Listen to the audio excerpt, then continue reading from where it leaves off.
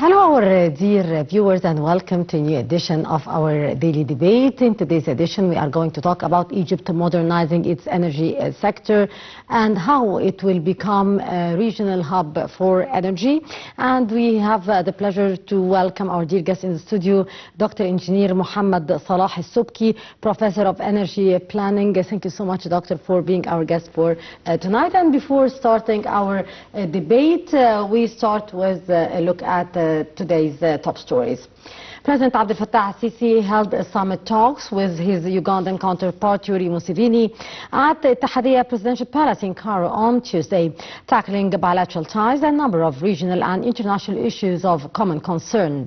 At a press conference after their talks, President Sisi said he and Museveni witnessed the signing of a memorandum of understanding in the areas of technical cooperation, such as water resources management, agriculture and food cooperation, investment, mutual visa exemption for holders of official passports, and diplomatic cooperation to support the establishment of Ugandan Diplomatic Institute. The head of state said bilateral ties had witnessed remarkable development in recent times, reflecting the close ties that bind the two nations. He emphasized Egypt's keenness to advance relations with Uganda to broader horizons, adding that Egypt was looking forward to a true partnership between the two countries.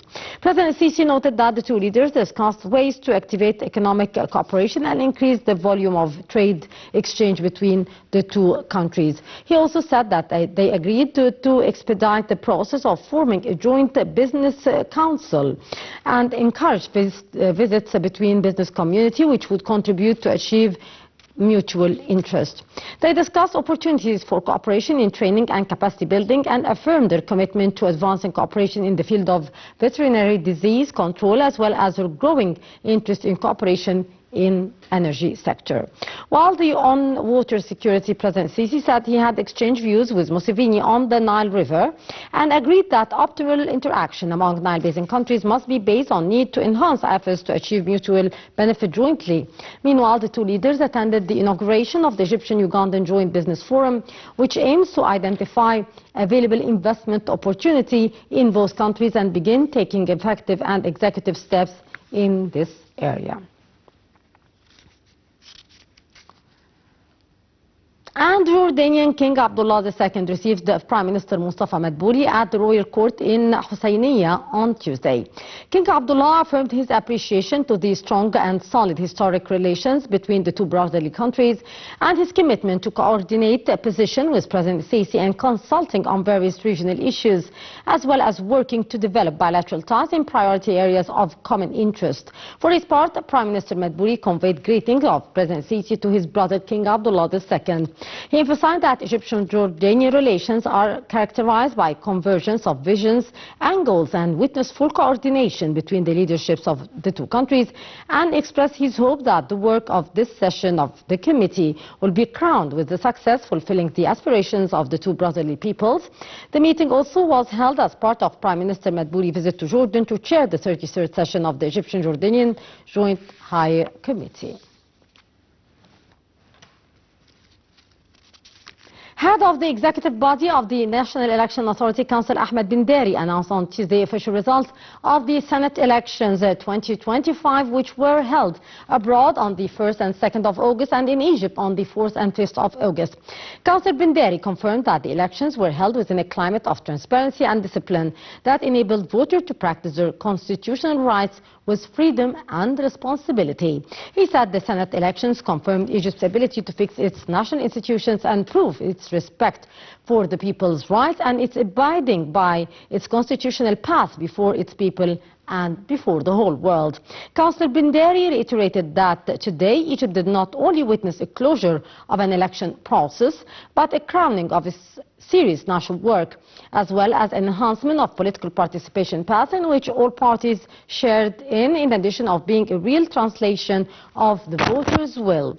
He affirmed that the Senate elections come as an outcome of an organized institutional work and accumulative experience acquired by the National Election Authority in administering the state's constitutional rights according to the highest transparent and neutral degrees.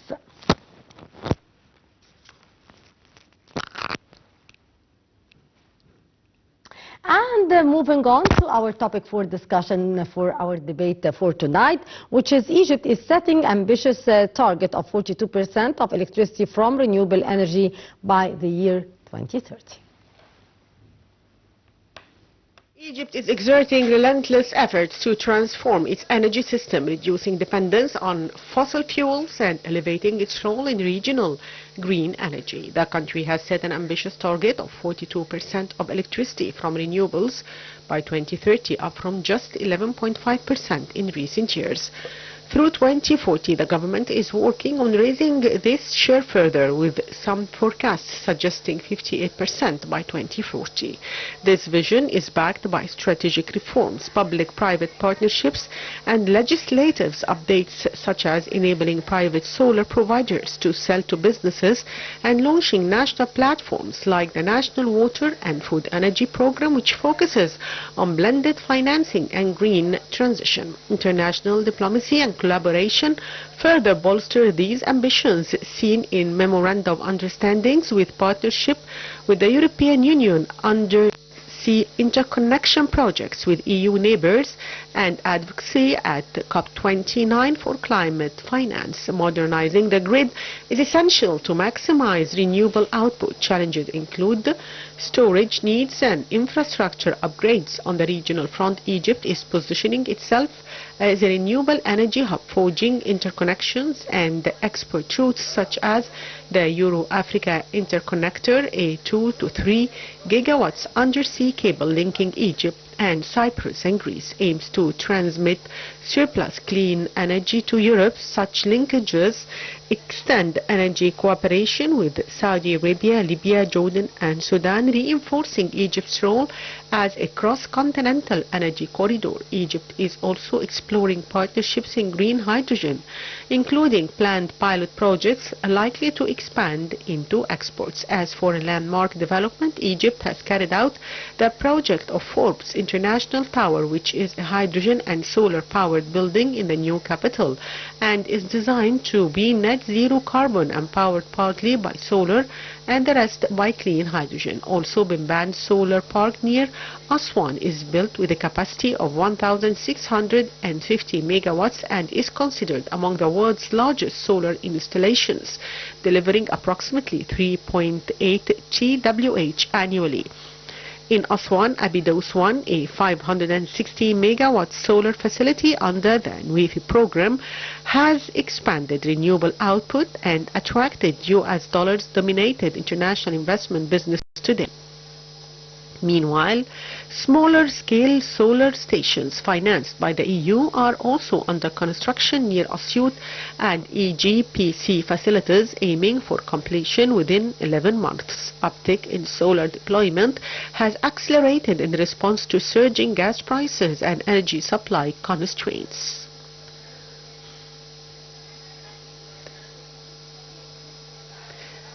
In fact, Egypt's energy sector is undergoing a transformation marked by expansive renewable deployment, robust financing, grid modernization, and strategic export capacity.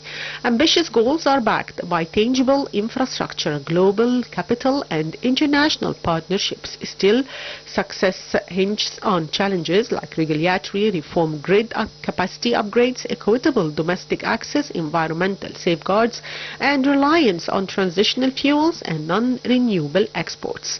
Should Egypt navigate these issues effectively, it stands to not only secure its own energy future but emerge as a regional and even global leader in clean energy.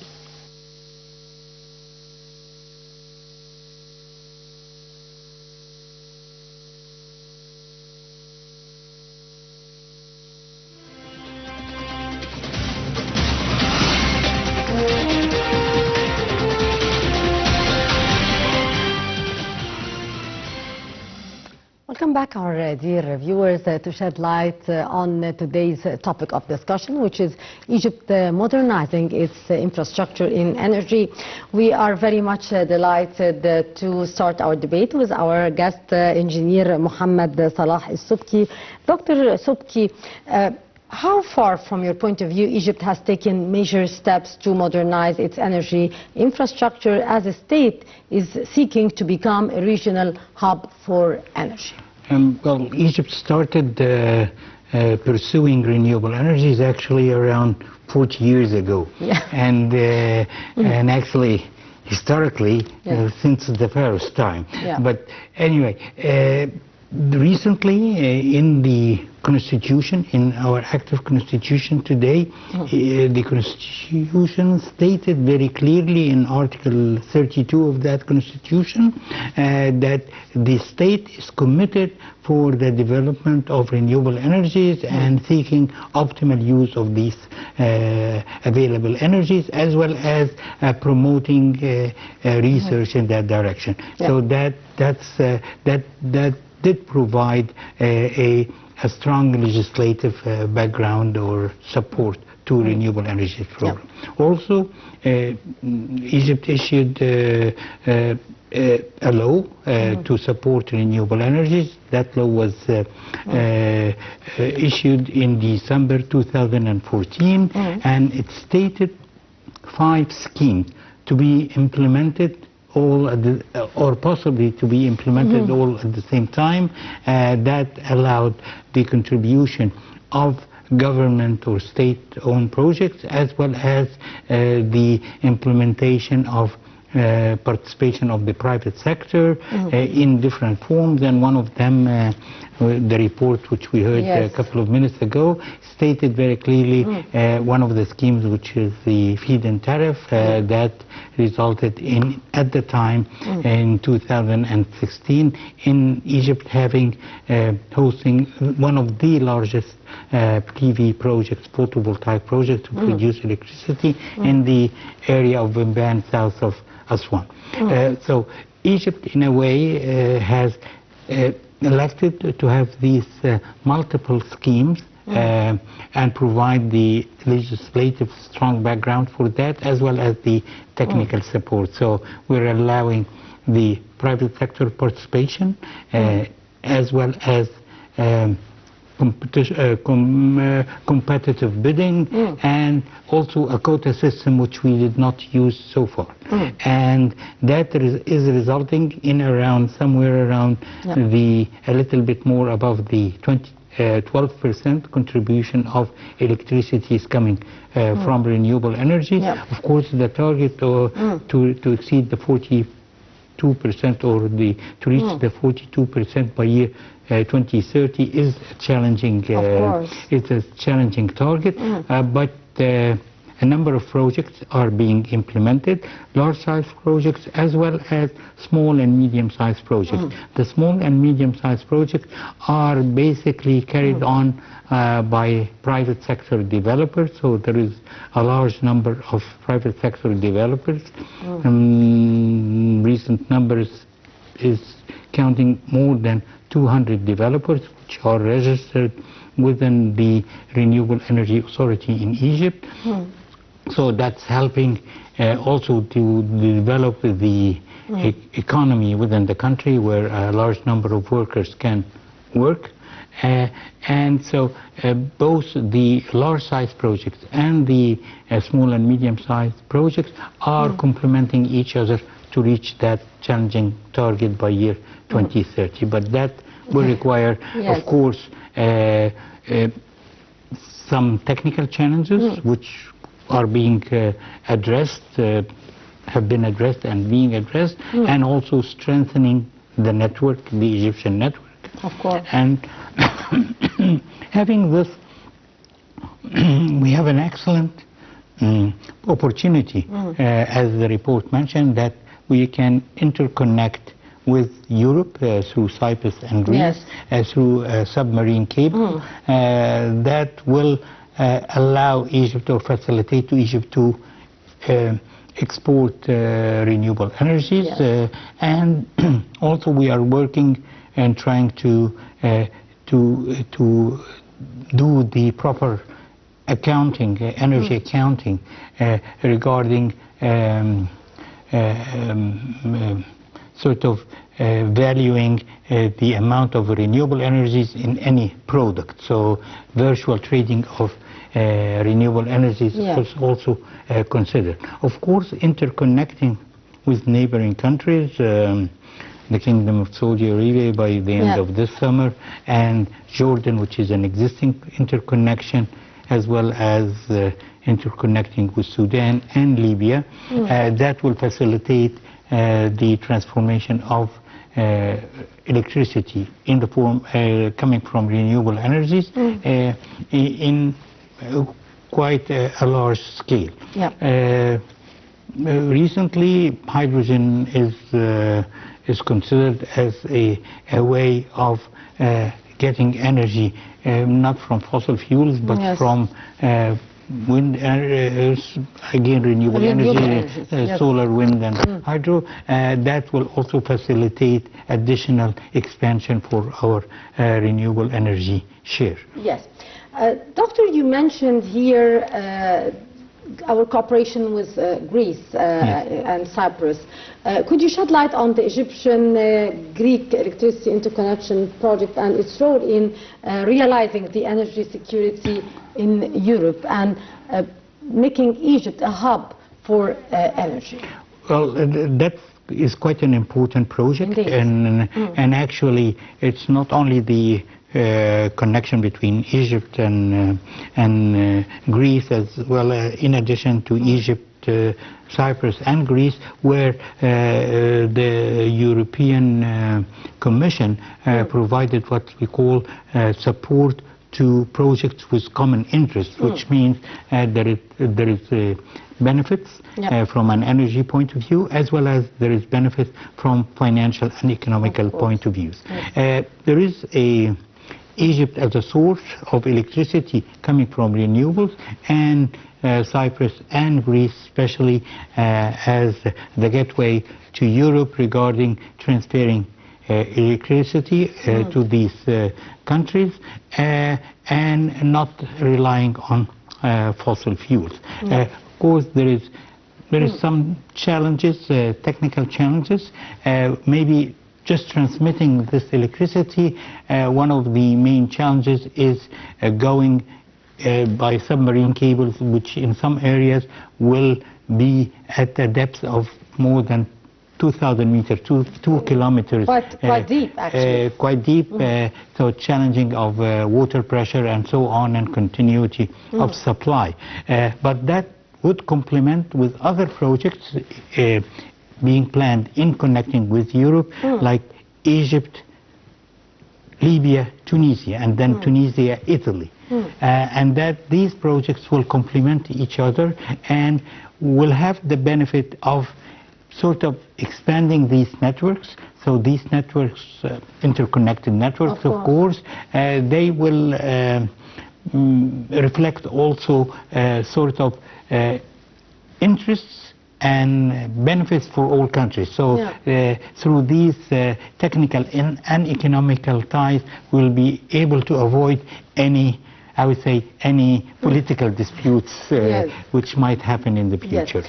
Doctor, of course, we all know that Europe used to depend on the Russian energy, and that was mainly before the Russian-Ukrainian war. Now Egypt is expected to, or it is actually transferring its green energy, the electricity from Egypt to Greece and to Europe as well. To what extent that actually would deepen and increase the strategic partnership between Egypt and the European Union states? That's an important strategic partnership, and it complements an earlier form of interconnection, which was called the ring around the Mediterranean. So countries around the Mediterranean would be connected from through electricity networks: Egypt, Libya, Tunisia, Algeria and Morocco, and then Spain. So this ring around the Mediterranean is quite important. There is some again some technical challenges in the interconnection between Libya and Tunisia, and between Syria and Turkey, but these technical challenges are manageable, and increasing this interconnection or strengthening this interconnection in addition to the Egypt, Cyprus, Tunisia, Italy, Egypt, Cyprus, Greece, all of these interconnections will present a joint interest for these countries, joint benefits from an economical point of view, joint benefits from a technical, financial point of view. Sir, to what extent this project of Egypt-Greece interconnectivity could actually play a role in the EU's diversification and decarbonization strategy? That would present an important contribution where Europe would like to transfer or their dependency on fossil fuels to renewable energies, and having North Africa and Egypt specifically as a resourceful location for renewable energies, solar and wind, would present an important, Egypt would present an important partner in a hub between the south and north of the Mediterranean. Again, also renewable energies, the cost of getting electricity from renewable energies are getting lower and more competitive. Actually, in many cases, they are now cheaper than fossil fuel-based electricity. That will, I would say, it's an important and strategic goal for Europe, even before Egypt, in order for them to diversify their resources and lower their dependency on fossil fuels. Of course. So what sources of renewable energy would be used to feed the interconnection project between Egypt and Greece? Primarily it will be wind and solar, because we have a resourceful resources in this case. In addition to that, there will be also possibly, which is under, I would say, under investigation, technical investigation, solid waste fuels and underground energy and so on. But the main contributors now and the dependency will be on wind and solar. Egypt will use part of this wind and solar for its internal uses, and in addition to that, export that to Europe. Yes. To what extent, sir, this project aligned with Egypt's will and Europe's Green Deal and global gateway initiatives, as well as, of course, our tendency for green economy and more dependency on renewable energy? Fully aligned, actually, between the targets of Egypt and the targets of Greece and Europe. And actually, just last year, the chairperson of the European Union was here in Egypt, and she indicated that very clearly that Europe is depending on North Africa and specifically on Egypt on being a critical and important member in this value chain of supplying Europe with renewable energies and so on. Yes, indeed. Doctor, also, to what extent this project of interconnection between Egypt and Greece would actually help in strengthening the geopolitical ties with the East Mediterranean region? Fully support that. Fully support that. And actually, I mean, if you look at it with, whenever you have sort of common interests and economical ties, definitely the political risks will be minimized. And everyone knows that. I mean, Egypt knows that, Europe knows that. And actually, in a way or another, you find a lot of European countries are seeking to have large investments in Egypt, either direct investments or with partners, regional partners and Egyptian partners. And having that, again, is falling under the strengthening the economical ties. And so with the completion of this project of interconnection between Egypt and Greece, would it be a full shift away for Europe from depending on the gas and fossil fuel from Russia? Definitely it will help in that direction, but that will take some time. That will take some time because Europe was depending and still is depending on natural gas in a large number of their power plants, and definitely so expediting that project and similar projects with other MENA countries, North African countries, will expedite the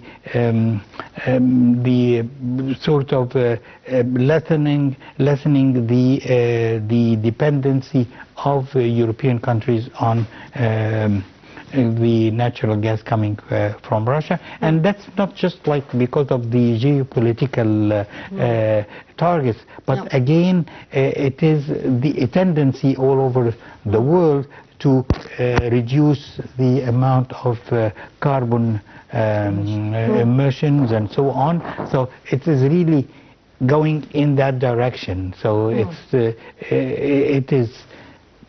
a shift. It's a shift, like the world shifted from coal at a certain time in a few 100 years ago to natural gas, and now we are gradually shifting to renewable energy. So that shift is really happening in all countries. And it just happened to be that Egypt will be one of these main players in that. That would bring me to ask this question. What are Egypt's official renewable energy targets for 2030, 2040, and how has Egypt's national energy strategy evolved actually since 2014? Well, Egypt had developed through the Supreme Energy Council in Egypt in 2014, it developed an energy strategy indicating what is the potential of getting electricity from renewable energies, and at that time the target of this 42% was set at year 2040 at the time. And then this strategy was sort of updated based on the projects which were done, and this target now, the 42%, was concurred on and approved by the Supreme Energy Council in August 2014. 2024. And so that target shifted down from 240 down to 230 because of the potential sizes of projects being implemented. Indeed. Dr. Engineer Mohammed Sobky, Professor of Energy Planning, thank you so much, sir, for being our guest for tonight. It was a real pleasure. It's my pleasure. Thank you.